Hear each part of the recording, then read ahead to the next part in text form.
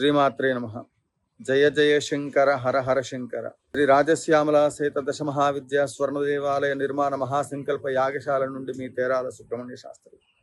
ఈరోజు కంచి కామకోటి పీఠాధీశ్వరులు శ్రీ శ్రీ శ్రీ శ్రీ శ్రీ శ్రీ శంకర విజయేంద్ర సరస్వతి స్వామివారి జగద్గురువులు, వారి యొక్క వారసులు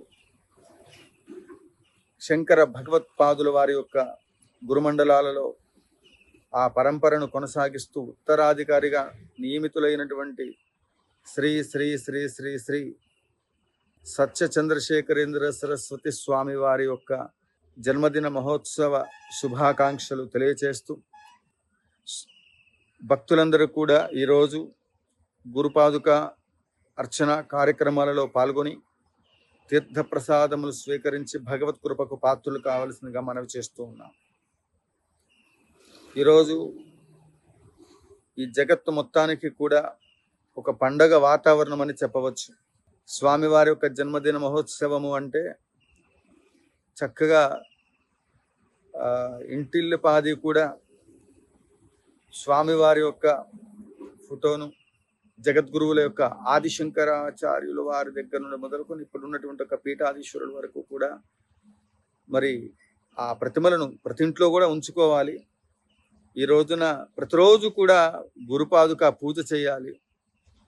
గురుపాదుక పూజ అంటే ఏమి చేతనైనంత వరకు పూజా కార్యక్రమాలు ఉంటే చేయవచ్చు. ఏది చేత కాలేదు, ఆ జగద్గురువుల యొక్క ఫోటోలను ఒక ఆసనం ఏర్పాటు చేసి మనం ఇంట్లో ఒక నూతనంగా ఎవరు కూర్చోలేనటువంటి ఒక కుర్చీ, ఒక సింహాసనమో లేదా ఏదో ఒకటి ఏర్పాటు చేసి దానిపైన వస్త్రాన్ని పరిచి చక్కగా స్వామివారి యొక్క ఫోటోలు, గురుమండలాలకు సంబంధించిన ఫోటోలు పెట్టి, కంచి కామకోటి పీఠానికి సంబంధించి ఆ మండలాల్లో ఉండబడేటువంటి ఒక ఆ గురువు గారి యొక్క ఫోటోని అందులో పెట్టి పూలమాల అలంకారం చేసి పువ్వులతో పాదాల దగ్గర నమస్కారం చేసి, ఎవరైతే ఆ గురుమండలాల చుట్టూ వారి చుట్టూ ప్రదక్షిణ చేస్తారో భారత భూభాగ అంతర్గత సమస్త పుణ్యనది తీర్థములను 3,00,00,000 మంది దేవతలను దర్శనం చేస్తే ఎంతటి ఫలితం వస్తుందో సంబంధమైనటువంటి ఒక ఫలితం వస్తుంది. జగత్తు మొత్తానికి కూడా కంచి కామకోటి పీఠం ఓడ్యాన పీఠ నిలయ, అమ్మవారి నాభిస్థానం. తల్లి గర్భంలో ఉన్నప్పుడు శిశువుకు కావలసిన ఆహారం మొత్తం కూడా తల్లి స్వీకరించినప్పుడు ఆ నాభిస్థానంలో నుండి వెళ్ళినటువంటి మరి ఏదైతే ప్రాణశక్తి ఉందో అందులోంచి ఎలా అయితే నాభిలో నుండి పేగుబంధం అంటారు, అందువల్ల ఆ నాభి దగ్గర నుంచి ఆ శిశువుకు ఏ విధంగా అయితే వెళ్తుందో ప్రాణశక్తి, ఈ జీవకోటి మొత్తానికి కావలసినటువంటి ఒక ఆ శక్తి, చైతన్య శక్తి కంచి కామకోటి పీఠం ఓడ్యాన పీఠ నిలయ అయినటువంటి ఆ వారి యొక్క సన్నిధానంలో నుండి, అమ్మ సన్నిధానంలో నుండి ఈ ప్రపంచం మొత్తానికి వెళ్తుంది, ఈ సృష్టి మొత్తానికి వెళ్తుంది, ప్రతి జీవకోటికి వెళ్తుంది. శ్రీ విద్యాం పరిపూర్ణమేరు శిఖరే బిందు త్రికోణే స్థితాం వాగీషాది సమస్త భూత జననీ మంచే శివాకారికే కామాక్షిం కరుణారసార్ణవమయీం కామేశ్వరం కస్థితాం కాంచ్యాం చున్మయీం కామకోటి నిలయాం శ్రీ బ్రహ్మ విద్యాం భజే. ఎవరెవరికి ఏ కోరికలు ఉన్నప్పటికీ కూడా ఒకటే గుర్తుపెట్టుకోండి, జగద్గురువులను దర్శనం చేసుకొని కామాక్షి తల్లి చుట్టూ 9 ప్రదక్షిణాలు కాంచీపురంలో ఎవరైతే చేస్తారో, 9 ఫలములను అమ్మవారికి సమర్పణ చేస్తారో వారి కోరికలు తప్పకుండా సిద్ధిస్తాయి. అందులో ఎటువంటి సందేహం లేదు. ఈరోజు శ్రీ రాజశ్యామల సహిత దశమహావిద్యా స్వర్ణ దేవాలయ నిర్మాణ మహాసంకల్పం పూర్తి కావడానికి కంచి స్వామివారిని మొట్టమొదటిసారిగా దర్శనం చేసినప్పుడు నేను ఈ ఆలయం పూర్తి చేస్తానా ఇంకోటా అని ఏమి ఆలోచన చేయలే. వారి సంపూర్ణమైనటువంటి ఒక ఆశీస్సులు వారు అందించారు. ఈరోజు ఈ కార్యక్రమం అమ్మవారికి సంబంధించినటువంటి తెలంగాణ ప్రాంతంలో స్వర్ణాలయ నిర్మాణ మహాసంకల్పం ఈరోజు ముందుకు వెళ్తుంది అంటే జగద్గురువుల యొక్క ఆశీస్సులు అనేటువంటిది సుస్పష్టంగా మీ అందరికీ తెలియచేస్తున్నటువంటి అంశం. ఎవరైనా సరే మీ జీవితంలో ఒక్కసారైనా సరే జగద్గురువులు ఎక్కడ ఉన్నారు అని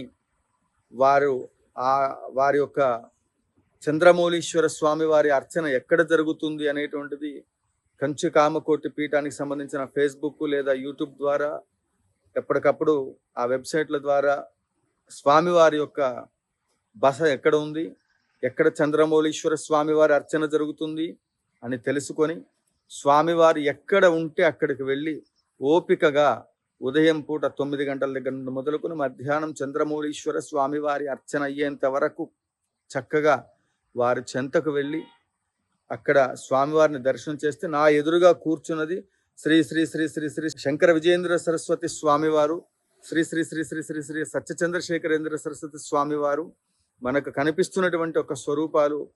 ఆ రూపంలో సాక్షాత్తు అపరశంకరులే మన ఎదురుగా కూర్చొని ఉన్నారు. నాకు ఈ సమస్య ఉంది, ఈ కష్టం ఉంది, ఇది తీరాలి అని చెప్పేసి అర్చన జరిగేంత వరకు పిన్ డ్రాప్ సైలెన్స్, కెమెరాలు వీడియోలు అలాంటివి ఏవి తీసుకెళ్ళకూడదు. ప్రశాంతంగా స్వామివారికి భిక్షావందనంలోకి అక్కడ జరిగేటువంటి మనలాంటి వాళ్ళందరూ స్వామివారి దర్శనం కోసం వస్తూ ఉంటారు. అక్కడికి వెళ్ళినప్పుడు భిక్షావందనము, పప్పు, ఉప్పు, కూరగాయలు, బియ్యము ఇవన్నీ కూడా భిక్షావందనము.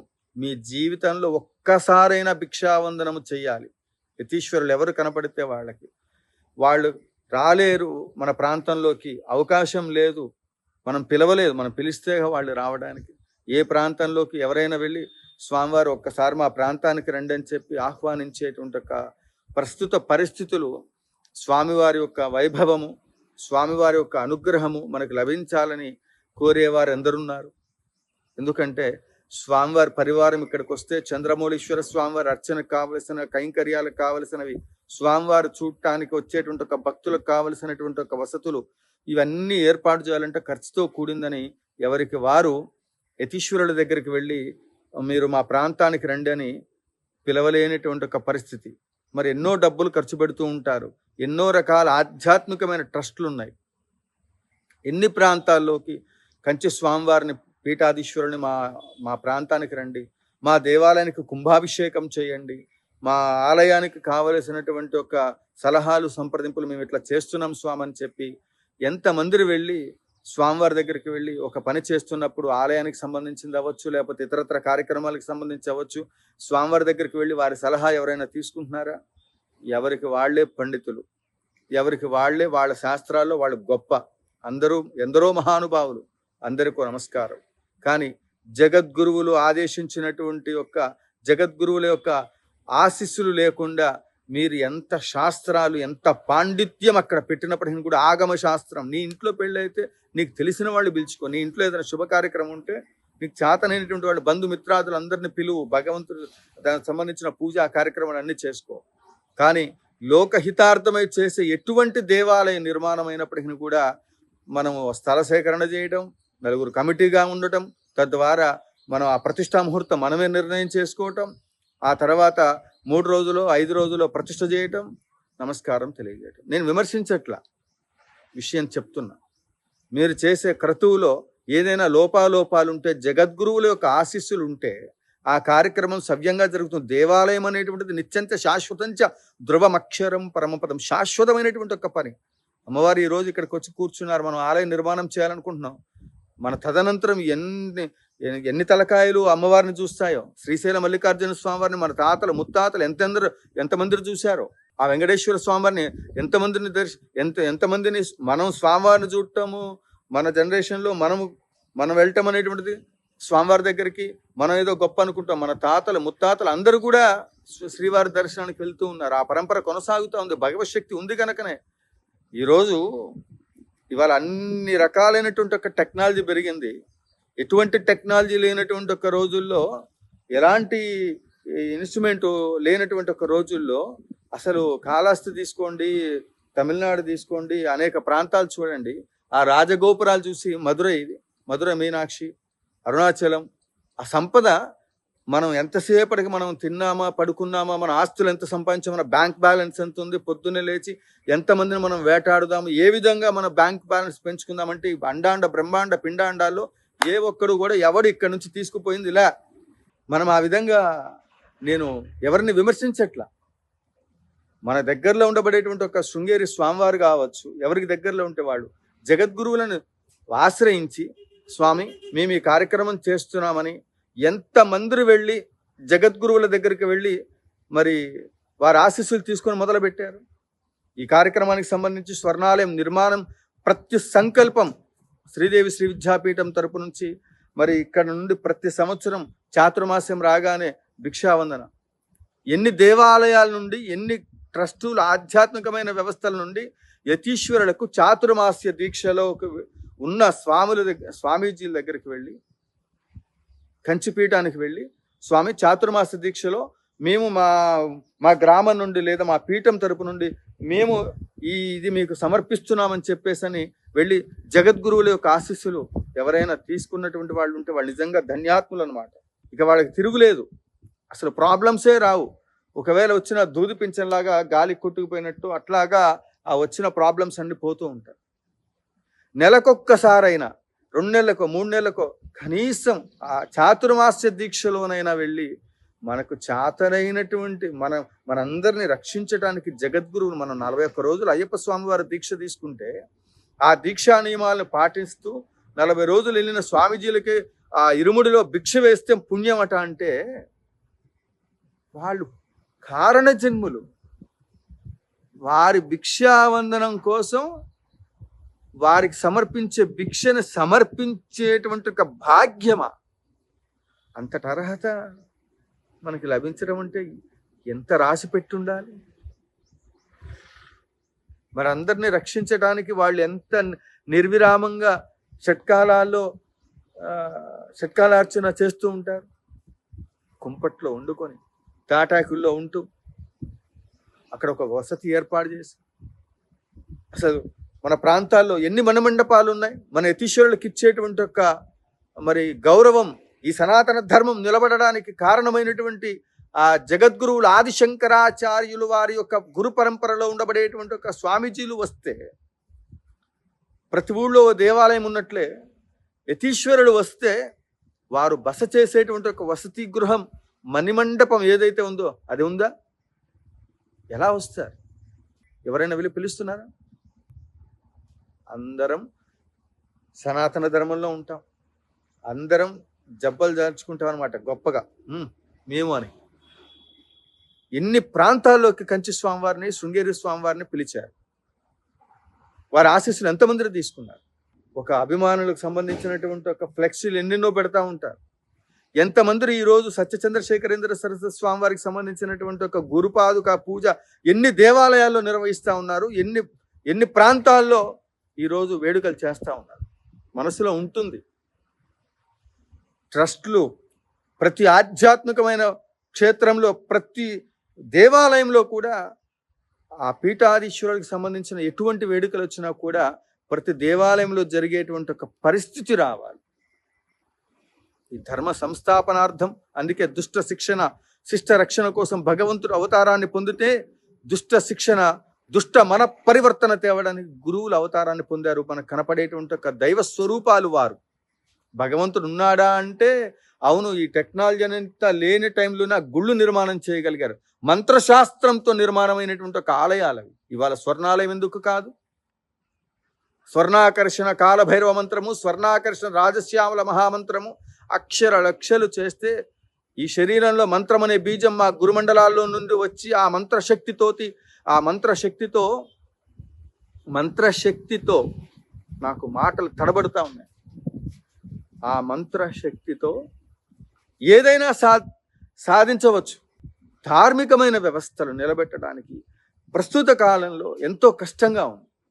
ఆ మంత్రశక్తిని ఈ శరీరం పైన ఆ మంత్ర బీజాన్ని వేసినప్పుడు అది మహావృక్షమై స్వర్ణాలయంగా ఈ ప్రపంచానికి అందించి ఆ శక్తి రాబోయే తరాలకి ఒక వారసత్వపు ఆస్తిలాగా, ఒక ఆధ్యాత్మికమైన సంపద. పూర్వీకులు ఎవరో నిర్మాణం చేశారని ఎంతసేపటికి ఆ క్షేత్రాలను దర్శించడమే తప్ప వెళ్ళి చూసి వాటి నుండి నేర్చుకొని, ఎదుటివాడు కారు కొన్నాడంటే మనం ఇంకో కారు దానికంటే ₹1,00,000 ఎక్కువైనా పర్వాలేదు అప్పు చేసుకుందాం అనుకున్నటువంటి వాడు ఇతర రాష్ట్రాల్లోకి వెళ్ళి దేవాలయాలు ఆధ్యాత్మిక వైభవం ఉంది అని ప్రతి సంవత్సరం వెళ్ళి ట్రిప్పులు వేసి దర్శనాలు చేసుకొని వస్తూ ఉన్నారు. ఇది మన ప్రాంతంలో ఎందుకు నిర్మాణం చేయడం, ఆ విధంగా ఎందుకు నిర్మాణం చేయడానికి ఆటంకాలు వస్తున్నాయని ఎవరైనా ఆలోచన చేశారా? అలాంటి ఆలోచన మీకు కలిగితే ఈ రాజశ్యామల సహిత దశమహావిద్యా స్వర్ణ దేవాలయ నిర్మాణము, కంచి కామకోటి పీఠము, ఆలయం పూర్తయిన తర్వాత పూర్తి స్థాయిలో ఈ ఆలయాన్ని పీఠానికి ఇవ్వడం జరుగుతుంది. 90 ఎకరాల విస్తీర్ణంలో గోసేవ 1,00,000 గోవులు.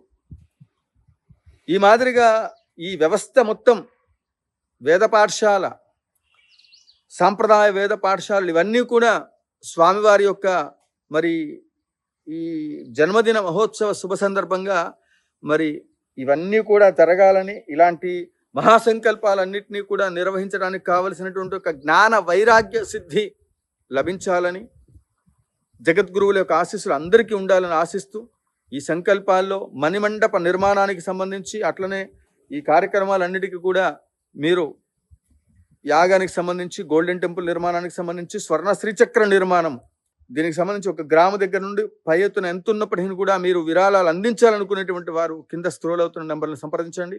స్వర్ణాలయం అతి శీఘ్రంగా పూర్తి కావాలంటే స్వర్ణ శ్రీచక్రం 1 కేజీ బంగారంలో నిర్మాణ మహాసంకల్పానికి సంబంధించి ఇప్పటివరకు 110 గ్రాములు వచ్చింది. ఇంకా రావాలి భక్తుల స్పందన. తొందరగా మీరందరూ కూడా అతి శీఘ్రంగా ఈ యొక్క అమ్మవారి యొక్క ఆలయ నిర్మాణంలో ఇంటికొక పువ్వు ఈశ్వరుడికొక మాల అన్నట్లుగా ప్రతి ఒక్కళ్ళు కదలండి. తెలంగాణ ప్రాంతంలో ఈ ఆలయం మనందరిది కాబట్టి ఈ మహోత్తరమైన సంకల్పంలో మరి చేయి కలుపుదాం, స్వర్ణాలయం నిర్మిద్దాం. జయ జయ శంకర హర హర శంకర, కాంచీ శంకర కామకోటి శంకర, జై కామాక్షి.